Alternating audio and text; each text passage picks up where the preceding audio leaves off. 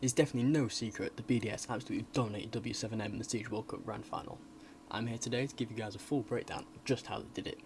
Starting right here with the ban phase, where admittedly nothing special really happened, fairly default bans from both sides.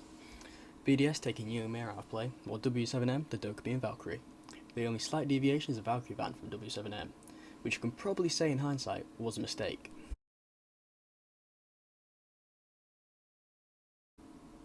In round 1 we see W7M serve for a shallow first floor roam on a basement defense, initially holding on to stock, with another bit of aggression on main, hoping to delay BDS's initial entry, mainly through garage and stock. On the buck though this round, and so he'll likely want to reposition for vertical play, but this is quite the aggressive roam and quite the opening pick. It is the big man of Shaiko, the first to fall. I like this quite a lot, actually. When you play in the grand finals, those first couple rounds, you get comfortable, you feel things out. I like that W7M, they're showing aggression and confidence already, because if the play pass on the bomb side, that's a bad start for them. We missed him. Oh! Shot through the wall, Dodas. And what is that from Dodas? He swings stock, picks up the Capitale, he then swings garage again, picks up the book, and he's put a massive dent into BS's hopes this round. But Users does manage to pick his refrag up on his way back to site, as W7M calls a total investment for the rest of the round. Playable as well. He can space out and zone out some of this defense. Ooh. And now it's a 3 versus 3. And these are the kind of rounds that BDS can crawl back. Yeah, this is a place where you gotta have the discipline with W7M. You lashed out, you back into this round. Flashbangs on the Hibana. They still got the Grimpies, 5 in pocket as well. So BDS, they can still execute in 20 seconds time. Certainly enough time remaining on the clock, but now down to that 3v3 margin. It does make things a little bit more difficult, and certainly for W7M, still a Nitrous Cell on the side of Dots. Over towards Garage here for Likafak.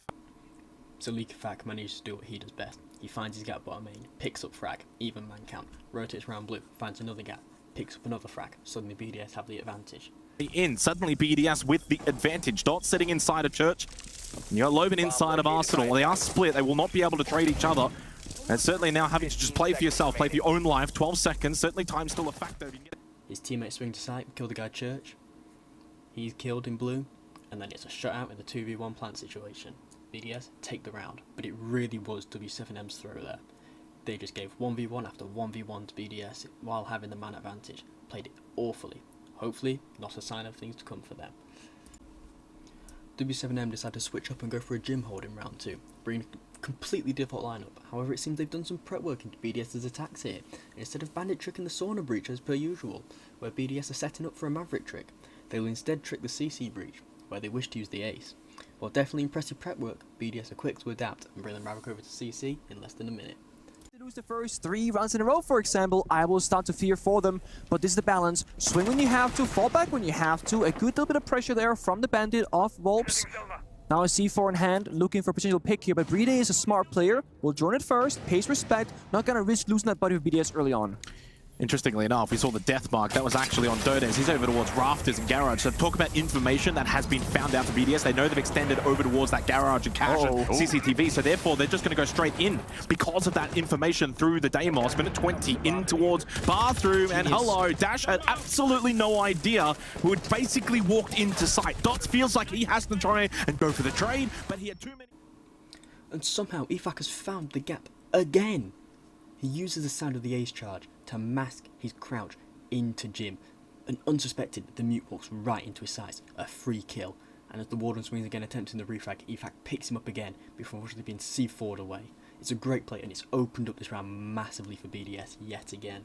Members looking straight at him. That breach was opened up early and it was abused early by BDS because they knew W7M had extended to the other side of the map. Yeah, just sneaking through. Someone was to cover sound. Volps manages to even up the man count with a kill onto Brady as he tries to push into sight, but using the same gap Ifak created, refrags onto him and gives BDS site control. Seconds then, and BDS once again with the man advantage, and the Bees are zoning out this defense from playing retake. Dodes tries desperately to salvage the round and even the man count up, but he's shut down by Shaiko on the roof before the round is finished off by users with a kill onto Lobbin in logistics. W7M's coach declared enough of Ifak finding too many gaps in their defences, and has decided to call a tactical timeout. He tells his team back to basement, but this time invest more heavily in the roam that should have won the first round for them, with the Goyo on site to help delay any potential rushes. still a big grand final. It is still a best of 5. And honestly, there's still everyone which you win the next 3 rounds. Who knows, put some pressure back on. I've seen this setup before, but it's been a couple of years. TSM Grand Finals against Empire at SI, where they sacrificed Geo, now Lob in this case, inside a strip club, just completely alone. But the difference is, Empire back then didn't know that they had to deal with the castle first, went for a normal roam clear, then castle became a flanker. BDS are so snappy here. They see the roam, they cleared, one Deimos striker, boom. This entire strat has fallen apart from W7M already. Wow. Wow. And it hasn't worked. Ikefak finds the gap again and picks up the opening pick for BDS. That's so free. He gets the free kill onto Loben. Yeah, there was no Deimos back then. I was going to say. No, there was no I mean, you had Jackal, right? But yeah, Deimos makes it that global thing very quickly. You don't need to get in the building first, but again, like, the thing is, BDS went from French-speaking team to English-speaking team, and despite that, their communication, their strats, and their teamwork is oh so strong still. Volps misses his chance to take out Shaiko to even up the man count, but elsewhere Dash picks up Sortov on his attempt to lurk into sight. Even man count, BDS suddenly not so dominant in this round. With death marks still up and available. It is Volps currently, but he's able to mitigate that with a mute jammer. Elsewhere, Likafak inside of Kitchen, but no Sun was remaining. Still though, Habana and Thermite available for Hardbridge. Yeah, just gotta... You've done the first step, that's of course the roam clear. Second step right now is to set up, break the soft floor, break those hatches and start drawing out the bomb side. But with Vigil being on the board still from W7M, whenever that scanner gets activated, BDS they have to respect, okay, is he actually downstairs? Is he peeking up a staircase maybe instead? But look at this, the patience, the tiny pixel peaks here from Likafak, ensuring that safety down the main staircase is vital. BDS can't lose a buddy for free. Well, the flames then ring out, and this will stall out the push, at least for a moment here. 50 seconds. And once again, decent positions being held here by W7M on site. Kitchen hatch will be opened up by users. Points of entry available. Vertical exposing those defenders down below, but unable to find pick. And with 30 seconds to go, this might be a bit of a bloodbath on site. Still a Nitrocell available if you are Volps. Impact as well for Dodes. Dots does get a kill. Needed to do that in the last round. There was a bot sticking out on the other side of that wall, but Likafak falls down inside of the hallway. Dash will get himself a second kill in the round. Drop down in through Moto now. Shaiko and Brita need to get involved. Find a couple of kills. Time running out. Shaiko with a headshot kill through hallway position. One in towards Arsenal. Left side. He has to clear this, but on the other side of the doorway, it is Volps with a shotgun. Both attempted lurks by BDS down long corridor are shut down by W7M, and this time they win their ones and they take this round. Now to see, can they carry this momentum on into defending gym bedroom successfully this time? If they had a Ram or a Bok or such available instead of that Deimos, that could have changed the outcome of that round. W7M changed their entire philosophy on holding gym this round, bringing the triple ward now, the Cade, the Two-Brow, and the Bandit. They're aiming for a layered defense. They hold CC, then they fall back to Cash with a player in red as the buffer, hoping to trade a body on BDS's entry. Cade and Two-Brow will then hold Cash for as long as possible, hoping to waste time for the anchors to just play time on site. So just being mindful of down below. Oh. And some excellent demos play from Shaiko. The nade over the wall to force the Two-Brow to move out of his position, takes out the Two-Brow. The strategy is completely destroyed. No more Two-Brow to delay means these walls are going to get opened soon. This could go very, very south for W7M. They've only got 2 players on site right now because you've still got Dots over towards top red, Volps in towards Cash. You're giving up a lot of position here. I said they were a bit more defensive-minded, but they're still holding on to this roam. Volps does What? How does Volps manage to win that fight? Shaiko has the live Deimos ping, and somehow he cannot pick up the kill onto the Cade. But quickly, Solotov is round to get the refrag, and suddenly top red player is completely isolated. Advantage back to BDS. Brita goes for a swing and finds Dots top And very red. quickly we go from Volps' hero play, winning that 1v1 with Deimos, to just the round completely over in a matter of seconds as BDS collapse on the advantage they gained. W7M elect to go to Cash CC for their final defensive hold, with a strong garage presence with the Azami there, supported by Cass with head holes in the garage to lounge wall, who he himself is supported by his own barricades. With BDS bringing out the Monty for the first time this round, it feels as though the two teams may be meeting head to head. Peeking onto that operator, but also W7M, they need intel. They banned Valkyrie, they don't have information, they're not playing Clash, which, okay, fair enough. On Clubhouse, it can be a bit awkward to bring out that operator. Then you got Maestro, you got Echo, you have other options. I just think right now, BDS, they're so efficient at picking the right operators for almost every single bomb site, while also winning out in those early engagements. W7M, they tried aggression, that didn't work. They tried passive, that also didn't work. Right now, they just gotta figure out what can actually stick. Yeah, we've seen a lot of Vigil play from W7M in this first half, and the impact of that questionable.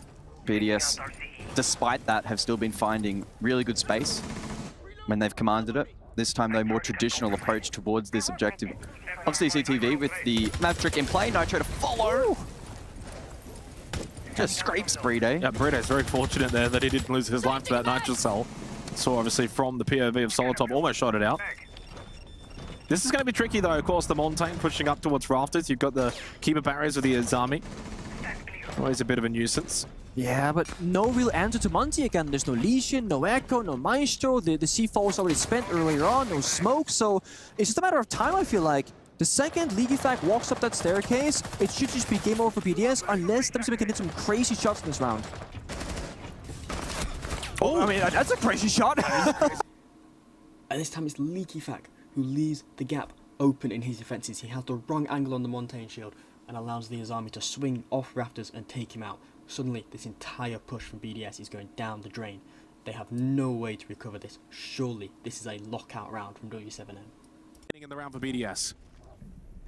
It goes from how do you win to how do you lose. I mean, right now they're hitting every single shot, but also they're picking their timings at the right moments right now, and every single person is looking for aggression together.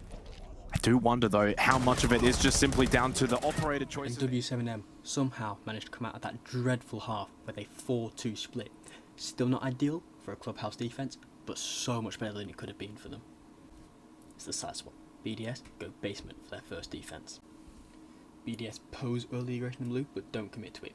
Leaky Fat commits to upstairs aggression in gym, shoots a drone, and falls back. Love the roaming.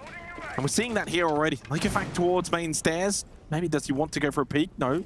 Slowly makes his way down. But And Leaky Fat only barely escaping Lobin's cut off from bathroom. BDS commit to a full turtle less than a minute into the round. It is a brilliant pace set by W7M.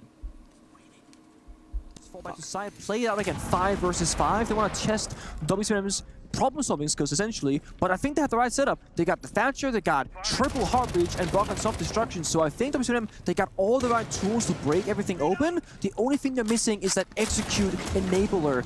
For example, Ying is banned out. They're not playing Capital, they're not playing O's, they're not playing Grim. So they can get to the bomb site, no doubt about it. But can they actually execute with this in mind?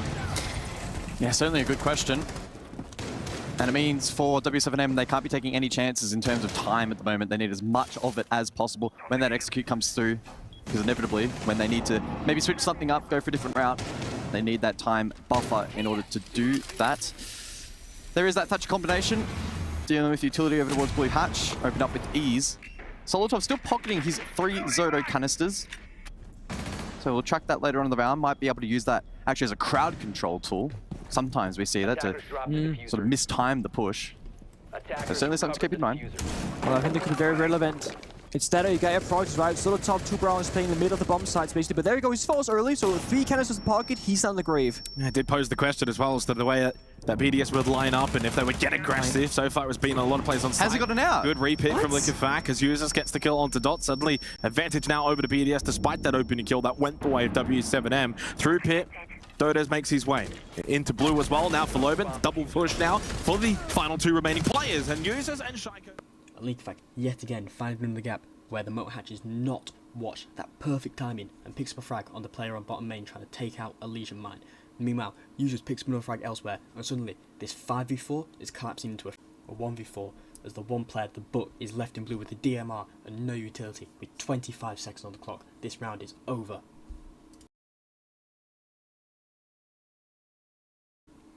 BDS take their first round of defense, already showing so much more strength in working together as a team, timing their aggression than W7M did in their entire half. BDS have decided to play very close together on this gym bedroom defense. with a line across the entire map, defenders in each of the important rooms: red stairs, cache, construction, bedroom, and bedroom hallway. First point of contact on red stairs with LeakyFac, of course, looking to find that gap, looking to find those picks for his team again. Expect to push very soon.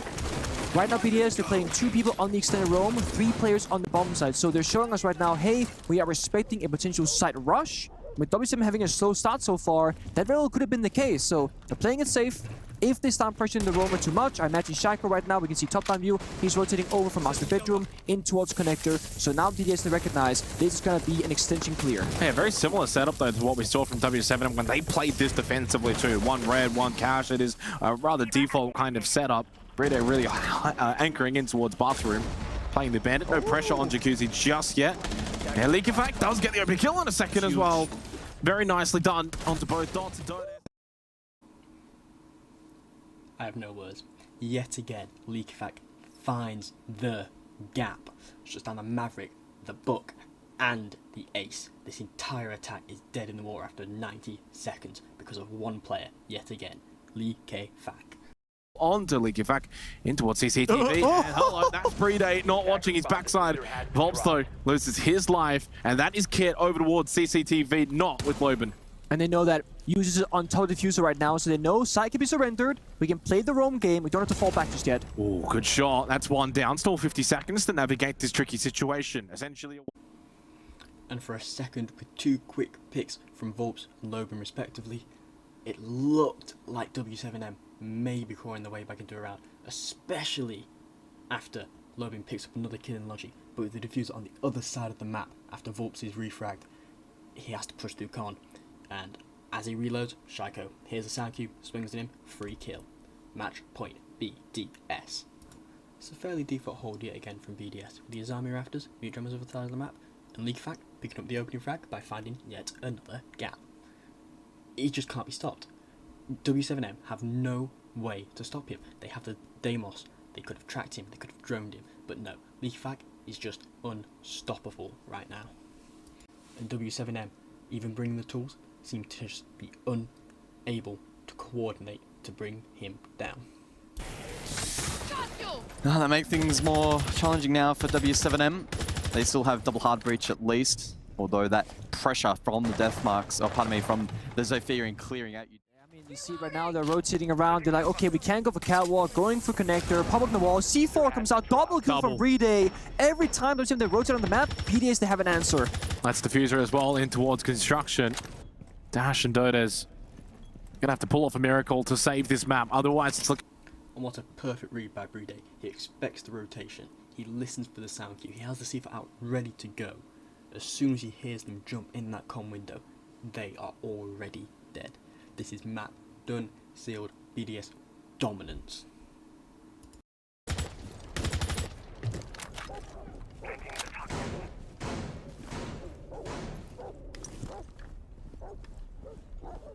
Oh, that'll do it.